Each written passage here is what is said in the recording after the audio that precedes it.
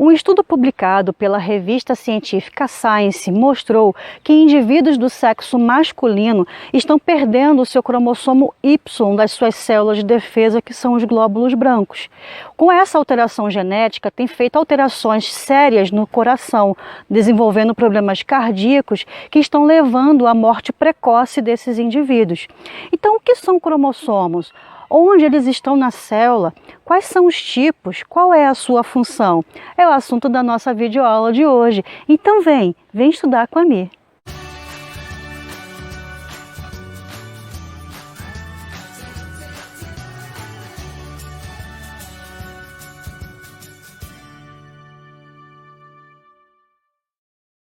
O que são cromossomos? São moléculas de DNA altamente condensadas para poderem ser transportadas com segurança durante a divisão celular. Então, cada célula ela passa por uma fase, nós chamamos de ciclo celular. Ou ela está se preparando para se dividir, ou ela está em divisão. Quando ela está se preparando para se dividir, nós chamamos de ciclo celular na parte de intérfase, ela vai estar ali fazendo as suas funções normais da célula, própria daquela célula. E quando ela for se dividir, ela precisa fazer algumas coisas. Primeiro, duplicar o seu material genético. E segundo, ela tem que transformar aqueles filamentos de cromatina, que são os cromossomos, caso a parte que vai se transformar em cromossomo. Então, os filamentos de cromatina solto ali no núcleo da célula, vai se condensar e quem vai fazer essa espirilação do cromossomo são as proteínas chamadas histonas, que irão fazer justamente esse condensamento para que possa se tornar ali o cromossomo. E então, assim, a célula está pronta para fazer a sua divisão celular de forma segura. Porque imagine o seguinte, se a célula está com os filamentos de cromatina soltos ali, então vamos pegar o exemplo da célula humana, nós temos 46 pedaços de cromatina ali que irão se condensar para formar 46 cromossomos. Então, se eles estão ali de forma livre, sem estar condensada, a chance de fazer uma divisão celular e acontecer um erro nessa divisão é muito maior. Então, por isso que a célula, quando ela está para fazer a divisão celular, ela precisa se preparar antes. E uma das preparações é justamente condensar esses filamentos de cromatina para que eles possam se tornar o cromossomo. E o cromossomo é a fita de DNA que foi enrolada pela proteína histona. Então, qual é a função do cromossomo? Guardar ali as informações genéticas contidas no DNA. Então, ali temos vários genes para várias características que vai tornar o indivíduo o que ele é. Então, já comecei respondendo duas perguntas aí. O que é um cromossomo e qual é a sua função?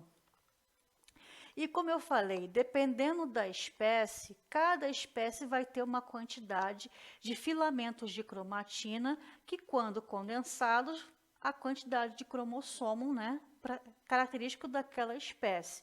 Então, o número de cromossomos é constante em indivíduos da mesma espécie e variável em indivíduos de espécies diferentes. Exemplo, Então, temos vários exemplos aqui na tela. Tem aquela mosquinha da fruta, da banana madura que fica ali, aquela mosquinha pequenininha, que é a drosófila. Ela tem 8 cromossomos nas suas células somáticas. O coelho, por exemplo, tem 44 cromossomos, a minhoca, 32, o porco, 40, os seres humanos, 46, o macaco, 48, o rato, 44, a borboleta, 380 cromossomos, a samambaia, que é uma pteridófita, 1.200 cromossomos. Então, está vendo que cada espécie vai ter a sua quantidade específica de cromossomos. Aí eu falei, tá, isso nas suas células somáticas. Agora, qual é a diferença? O que é uma célula somática? As células somáticas são aquelas células responsáveis pelo funcionamento do organismo. Então, tirando as células reprodutivas, que são os gametas, todas as outras células que formam o indivíduo são células somáticas e elas terão o total de cromossomos da espécie. Então, por exemplo, o ser humano, a célula somática vai ser uma célula com 46 cromossomos. Já a célula reprodutiva, que são os gametas, que no caso dos homens é o espermatozoide e no caso das mulheres é o ovócito, vai ter a metade da quantidade desses cromossomos, que no caso, né, do exemplo aí, 23. Existe uma maneira da gente representar essas células. Quando eu falo que uma célula ela é somática, ou seja, ela tem a quantidade total de cromossomos, ela também é chamada de célula diploide, ou representada pela letra, né, no caso, número e letra 2N. Então, 2N é a mesma coisa que diploide. Então, ela vai ter a quantidade total ali de cromossomos. Agora, quando eu me refiro às células germinativas ou reprodutivas, que são os gametas, então vai ter a metade dessa quantidade de cromossomos. Então, eu falo que ela vai ter a quantidade, né, da metade, então é N, ou seja, ela vai ser uma célula haploide. Então, deixa eu escrever aqui.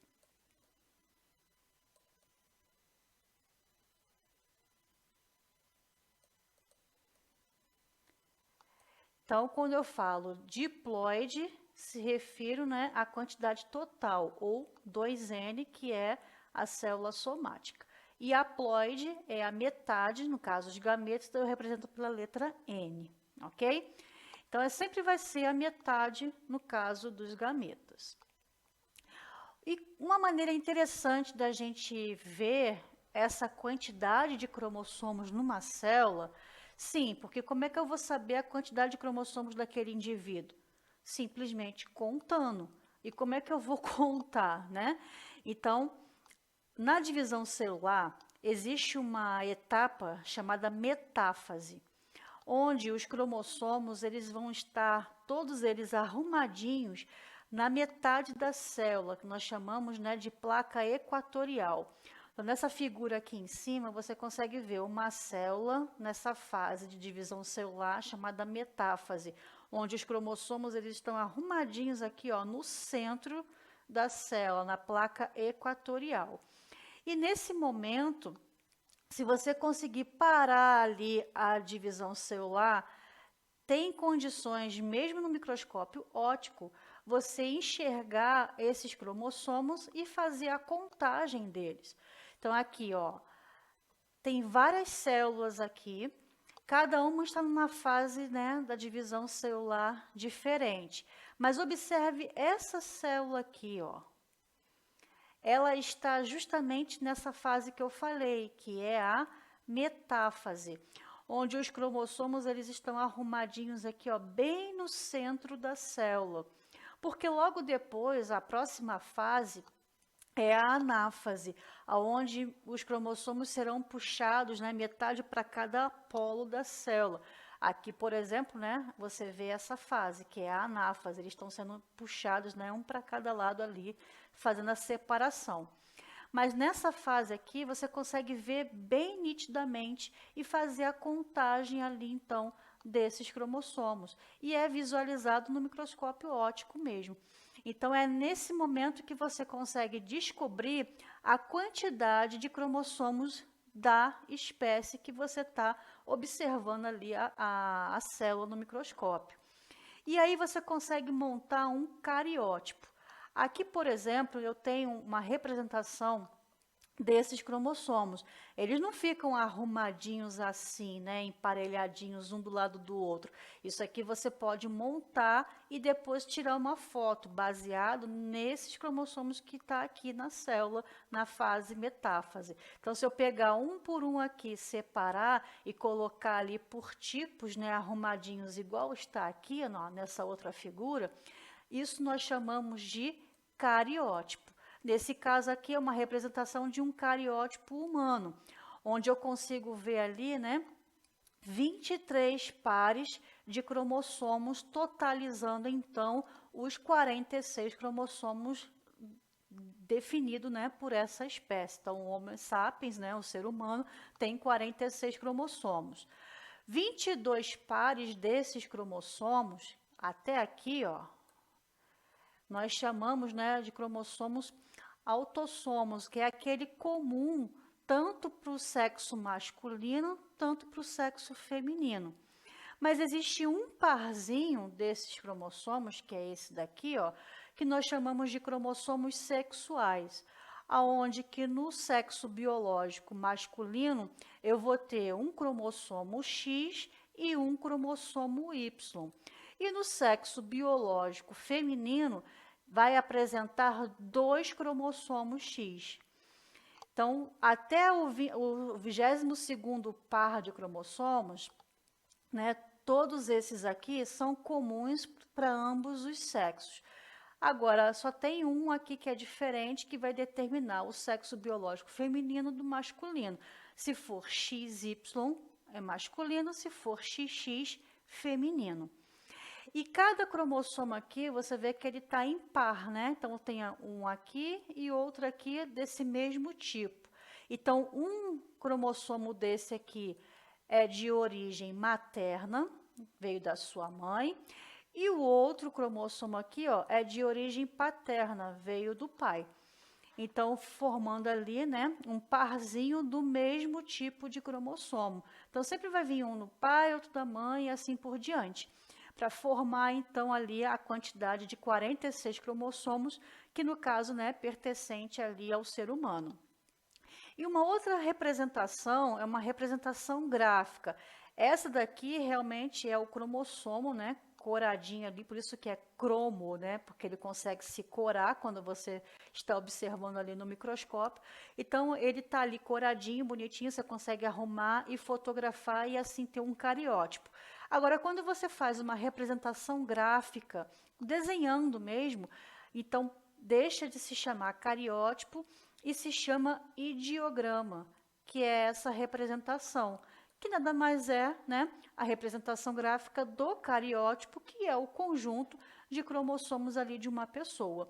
Então, você pode encontrar ele assim, o cromossomo mesmo, verdadeiro, ou você pode encontrar de forma desenhada, né, de forma gráfica, que no caso seria o ideograma. Então, aqui nesse cariótipo, você consegue ver que é um cariótipo do sexo masculino, porque tem ali ó, o cromossomo X e o cromossomo Y. Então, o Y, né, você só encontra no sexo masculino. Agora, já nessa representação aqui, você vê 2 cromossomos sexuais iguais, ó, do tipo X. Então, você sabe que a representação desse ideograma aqui está falando de um sexo feminino, ok? Então, você consegue perceber aí pela foto, né, e representação. Os cromossomos homólogos são em pares. Cada um, né, vem de um progenitor, como eu falei aqui, né? Então, esse daqui vai vir da mãe e esse daqui vai vir do pai, formando ali um parzinho. Como esse daqui é um cromossomo 1 e esse daqui também é um cromossomo 1, então, todos os genes que estão presentes nesse cromossomo aqui tem que ter os mesmos genes nesse outro. Ou seja, se aqui eu tenho um gene para cor de cabelo, aqui também eu vou encontrar o gene para essa característica cor de cabelo. Se aqui eu tenho o gene para cor de olho, aqui também eu vou ter o gene para essa característica cor de olho.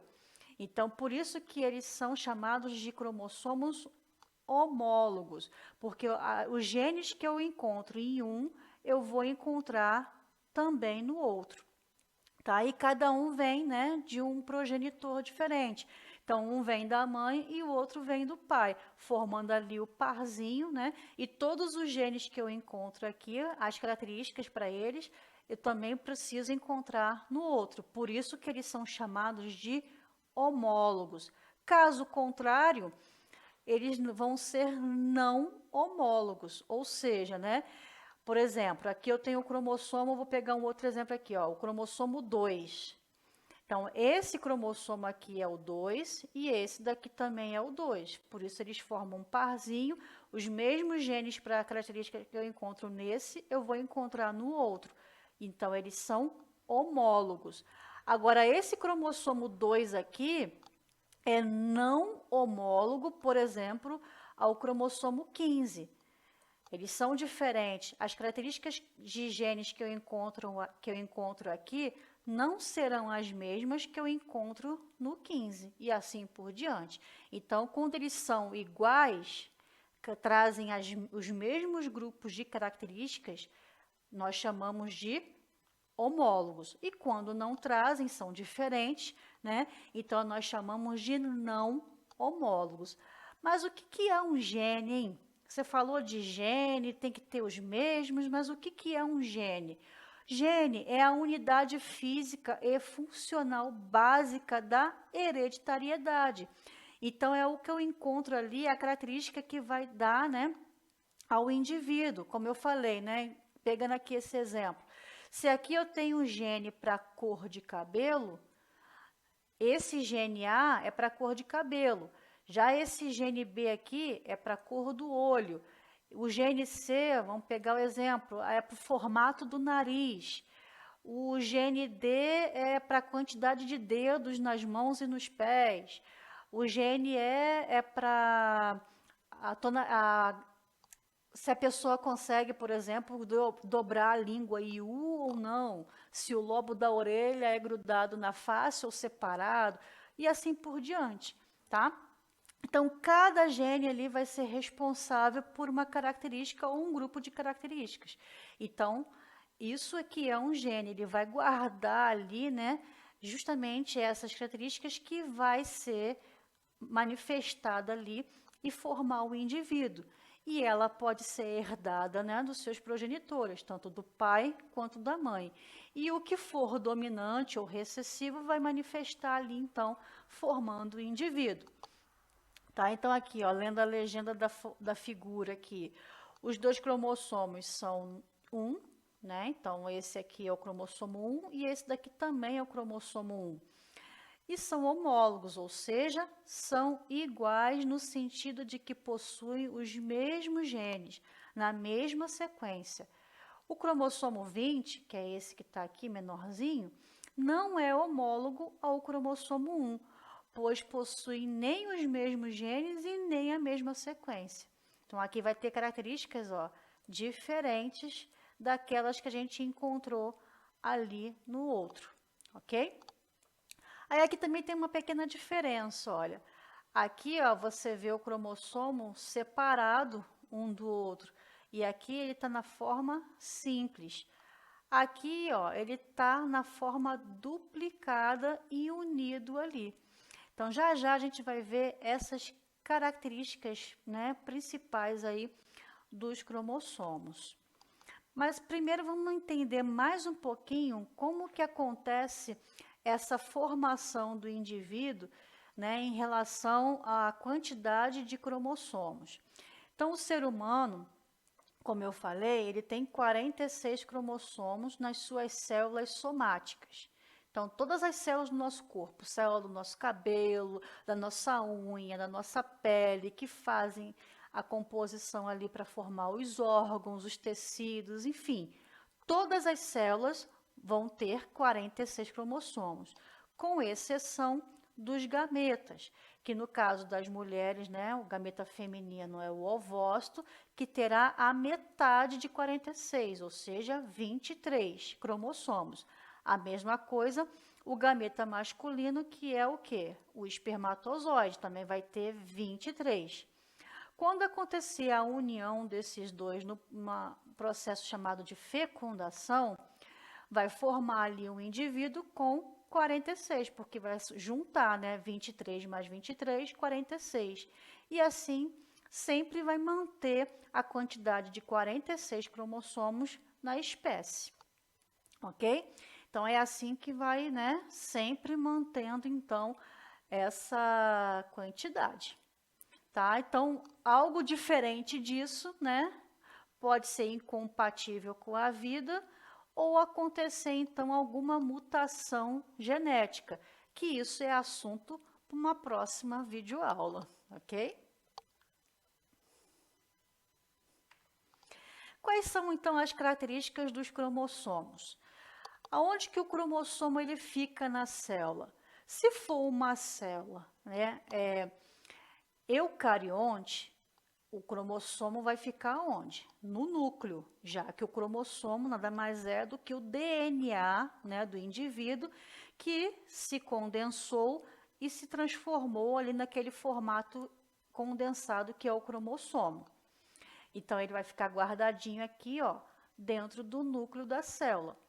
Ah, Michele, e se for uma célula procarionte? Uma célula procarionte não tem núcleo. Aonde que eu encontro, então, o material genético dessa célula? Aonde que estão, então, os cromossomos dessa célula? Disperso ali no citoplasma. Ele não tem núcleo, então fica solto ali no citoplasma. Já uma célula eucarionte vai ficar guardadinha onde? Dentro do núcleo. Então, o cromossomo aqui, ele está duplicado. Ele tem duas, né, perninhas ali. Então, quando o cromossomo ele tem uma só, assim, ó, nós chamamos de cromossomo simples. Quando ele tem duas, nós chamamos de cromossomo duplicado. E cada perninha dessa daqui tem um nome, chama-se cromátide irmã. Então, aqui, ó, eu tenho uma cromátide irmã, e aqui eu tenho outra cromátide irmã, porque esse cromossomo aqui ele está duplicado. Essas cromátides aqui estão unidas por uma estrutura chamada de centrômero, tá? Aí vamos supor que aconteceu a separação aqui numa divisão celular, aconteceu que uma cromátide irmã foi separada da outra. Então, aqui rompeu aqui o centrômero e aconteceu uma divisão. Agora, eu vou ter ali, ó, duas, né, separadas. Então, vai ter dois cromossomos o quê? Simples. Então, quando eles estão unidos, nós chamamos de cromátides irmãs, as duas, né, partes ali do cromossomo. Quando eles se separam, deixa de se chamar cromátides irmãs. Então, passa a se chamar somente cromossomo ou cromossomo simples, como queira. Se falar só cromossomo ou cromossomo simples, é a mesma coisa. Ok? Então, as cópias de DNA unidas em um cromossomo são chamadas de cromátides irmãs. Então, aqui eu tenho, né, uma fita de DNA. Então, a fita de DNA, lembrando da aula de DNA, né, é uma dupla hélice. Ela vai ter ali vários genes responsáveis por várias características do ser humano, ou de qualquer outra espécie, né? Ela vai se condensar através das proteínas chamadas histonas, que vai enrolar ali todo aquele DNA, formando então um cromossomo. Então, aqui você vê, né, uma dupla hélice representando ali, sendo enrolada para formar o cromossomo. E aqui do outro lado, a mesma coisa. Então, vai ter uma cópia dessa fita. Então, é como se tivesse aqui uma outra fita, né, de DNA. E ela também vai ser, né, enroladinha ali pela proteína histona para formar aquela outra parte ali, que é a cromátide irmã. Então, cada cromátide irmã ali, né, tem uma fita dupla de DNA que foi condensada. Ok? O cromossomo, ele tem ali, né, várias partezinhas importantes que a gente precisa destacar. Então, aqui você vê um cromossomo duplicado. Então, isso aqui é uma cromátide irmã. E aqui é a outra cromátide irmã. Elas estão unidas por essa estrutura aqui chamada centrômero. Essa parte aqui é uma constricção, é como se tivesse acontecido ali um estrangulamento, Por isso que uniu, né, as duas cromátides irmãs. Então, se você falar centrômero ou constrição primária, é a mesma coisa. Existem alguns cromossomos, não são todos, que têm uma constrição secundária para formar aqui, ó, essa partezinha chamada, né, de satélite ou também chamada de zona SAT, que é esse pedacinho aqui terminal do cromossomo que foi justamente aconteceu ali, né, a constrição secundária e formou ali esse pedacinho ali destacado, né, assim, bem diferente do restante.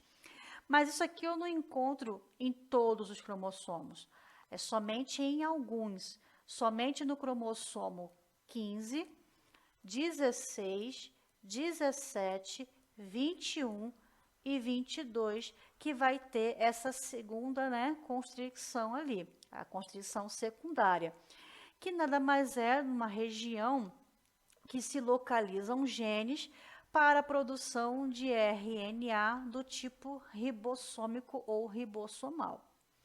E os outros cromossomos, sem ser esses aqui citados, não terão essa segunda constricção, consequentemente, não terão essa zona SAT ou satélite.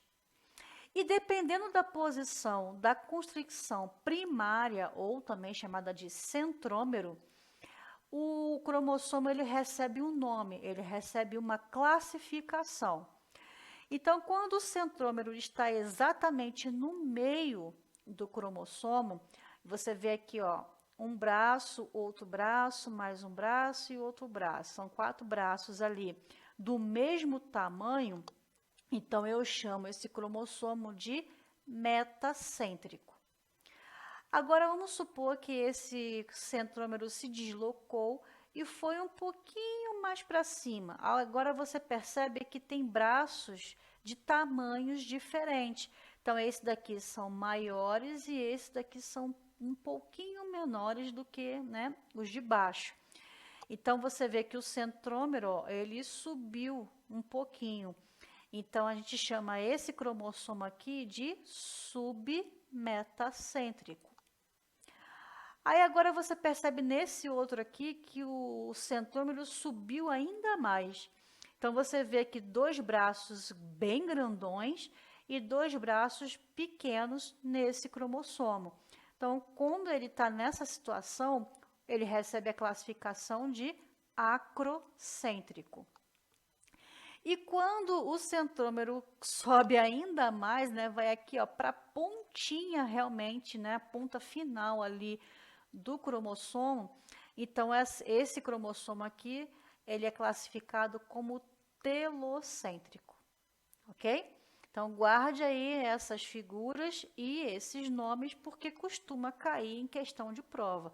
Então vale a pena, né, dar uma revisada, desenhar aí no papel para treinar, guardar os nomes e também guardar o formato, né, para que você possa conseguir responder então questões que falem, né, sobre esse assunto. E falando um pouquinho ainda mais sobre os cromossomos, existe uma parte no cromossomo chamada de telômero, que são justamente as pontas do cromossomo. Nos telômeros, nós temos ali sequências repetidas de DNA. E cada vez que o cromossomo, né, ou a célula, ela entra em divisão celular, essas pontas, né, dos cromossomos que têm sequências repetidas de DNA, elas vão sendo encurtadas.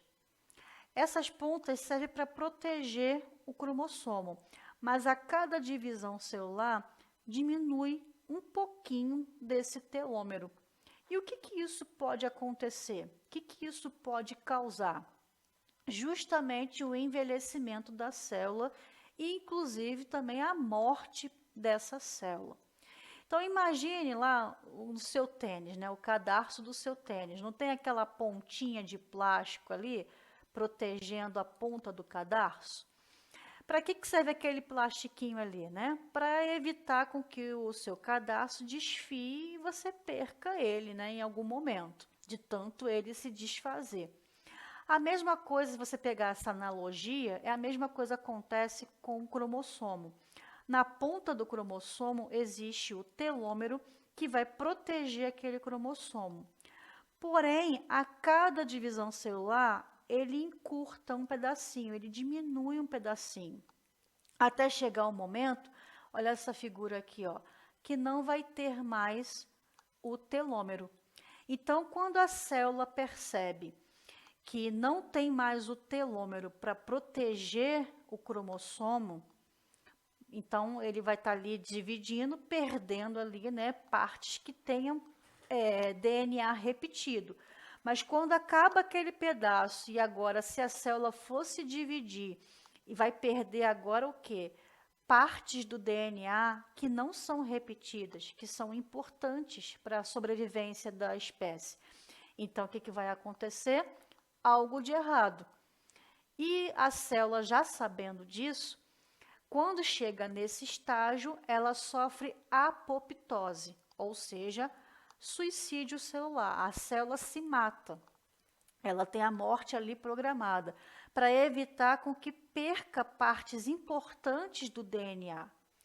Mas e se isso acontecer, né? Vamos supor que por alguma falha a célula perdeu totalmente ali o DNA, a parte, né, repetida, que é o telômero, e já começou a afetar a parte importante, que não é repetida, e a célula não sofreu apoptose. Então, vai acontecer algo grave ali que vai gerar a morte do indivíduo. Tá? Então, por isso que existe, né, essa proteção. Mas, ao mesmo tempo, isso vai se desgastando até chegar à fase em que a pessoa, né, vai envelhecendo, envelhecendo, envelhecendo, até realmente falecer. Então, a pessoa fala assim, qual foi a causa da morte? Morreu de velhice. Foi justamente porque todos os telômeros ali, né, já se desgastaram e todas as células estavam velhas e agora sofreram apoptose e morte, né, de todas as células, tecidos, falência dos órgãos e a pessoa falece, ok? Então, células adultas não fabricam telômeros. Somente os gametas é que vão ter. E conforme as células vão se dividindo, né, vão amadurecendo, se dividindo, esse telômero vai sendo perdido, perdido, perdido, até a célula, né, sofrer a apoptose. Existe uma enzima chamada telomerase, que é a que faz a formação dos telômeros. Então, os cientistas, né, descobriram essa enzima e é muito importante. Então, eles pensaram assim, se conforme vai acontecendo a divisão celular e os cromossomos vão perdendo, né, esses telômeros, e a enzima telomerase é que faz, né, o telômero ser formado, então é só eu dar, né, a telomerase, essa enzima para o indivíduo, que vai ter ali a regeneração dos telômeros e o indivíduo vai ficar jovem e não vai morrer, né? É a famosa fonte da juventude, né? Descoberta aí, né, da fonte da juventude. De certa forma, isso pode acontecer? Sim. O problema é que isso pode desenvolver, né, um câncer. Porque o que é o câncer? É uma célula que está se dividindo de forma, né, exagerada, descontrolada, e não sofre apoptose para interromper aquele erro ali que causou o tumor. Então, a pessoa desenvolve o câncer, né, e isso pode gerar a morte do indivíduo. Quando se aplica essa enzima telomerase com esse objetivo de formar os telômeros, a célula vai envelhecer, não vai sofrer apoptose, então pode ter ali justamente o processo de divisão celular com uma célula, né, envelhecida, que pode gerar vários erros, inclusive o próprio câncer, inclusive gerar a morte do indivíduo. Então, não é uma vantagem aplicar essa enzima porque, né, ela causa problemas, em vez de ser a fonte da juventude. Mas ainda está sendo testada, ainda está sendo, né, estudada, e quem sabe, né, os cientistas conseguem reverter esse processo. Então fica aí, né, uma ideia. Agora, uma coisa interessante que eu gostaria de chamar a atenção de vocês é em relação às células procariontes. As células procariontes não possuem telomerase. Isso significa que os cromossomos das células procariontes não têm telômero. É simples a gente entender por quê. Uma célula procarionte, um exemplo clássico é a bactéria. Bactéria se divide assim, ó, de forma, né, rápida e bem, né, uma quantidade bem grande. Você vê aí pelo esse GIF que está aí na tela. Então, ela faz ali a bipartição entre uma célula, se divide em duas, que se divide em quatro, e assim vai, né? E a projeção vai só aumentando. Então, é uma célula que se divide muito. Se elas tivessem, né, justamente ali nos seus cromossomos, o telômero, rapidamente essa célula iria envelhecer e iria morrer. E não é o que acontece com as bactérias, com as células procariontes, por um simples motivo. Os cromossomos das células procariontes não têm telômero, porque os cromossomos não têm pontas. Lembra que o DNA da bactéria é no formato circular? Então, não tem ponta, né? Por isso que essas células não têm a enzima telomerase e não têm o telômero. Porque aqui, ó, um cromossomo normal, vamos pegar aqui um cromossomo até duplicado, ali com seu centrômero bonitinho, na ponta dele aqui, ó, vai ter justamente, né, o telômero. Mas o cromossomo da célula procarionte, ó, é em formato circular. Então, se não tem ponta, não tem, né? O telômero não tem a telomerase, então não acontece esse processo, né, de envelhecimento igual das células eucariontes. Interessante isso. Então, agora chegou, né, no momento que você vai exercitar o seu cérebro, a hora do exercício. Então, vamos fazer juntos aqui essa questão para ver se você entendeu o conteúdo que foi, né, aplicado nessa videoaula. Os cromossomos das células somáticas de um dado animal foram assim esquematizados, tá? O que está aqui representado nessa figura aqui. A partir desse esquema foram feitas as seguintes deduções sobre esse animal. Então, vamos ver qual dessas aí, né, está correta, é verdadeira. Número 1. Suas células diploides possuem 2N igual a 16 cromossomos. Então, células diploide, né, ou 2N, é a quantidade total que eu tenho ali nas minhas células somáticas. Então, é a quantidade que eu tenho de cromossomos aqui. Então, vamos contar, ó, 2N vai ser igual, ó, 1, 2, 3, 4, 5, 6, 7, 8. Então, eu tenho 8 cromossomos. E aqui falou 16, então está errada. Número 2. Suas células haploides possuem N igual a 8 cromossomos. Célula haploide, né, ou N, vai ser o quê? A metade da quantidade das células somáticas ou das células diploide. Se eu tenho 8 na somática, na diploide, então na haploide eu vou ter a metade, que seria o quê? 4. Aqui está dizendo 8, então também está errada. A número 3. Seu cariótipo é formado por 2 cromossomos submetacêntricos. Cromossomos submetacêntricos são aqueles que têm o centrômero um pouquinho acima do meio, que são esses dois aqui, ó. Então, eu tenho 2 cromossomos submetacêntricos? Sim, são esses dois aqui. Eu tenho 4 cromossomos metacêntricos. Metacêntricos é aquele que o centrômero fica bem no meio e os braços aqui do cromossomo são do mesmo tamanho. Então, esses daqui são metacêntricos e esses aqui também. Então, tem 1, 2, 3, 4, sim. Esses aqui são metacêntricos, tá certinho? E eu tenho 2 cromossomos acrocêntricos. Acrocêntricos é quando o centrômero está bem, né, lá para cima. Então, eu tenho ali uns bracinhos pequenininhos e outros grandões, iguais a esses aqui da figura. Então, esses 2 aqui são os submetacêntricos.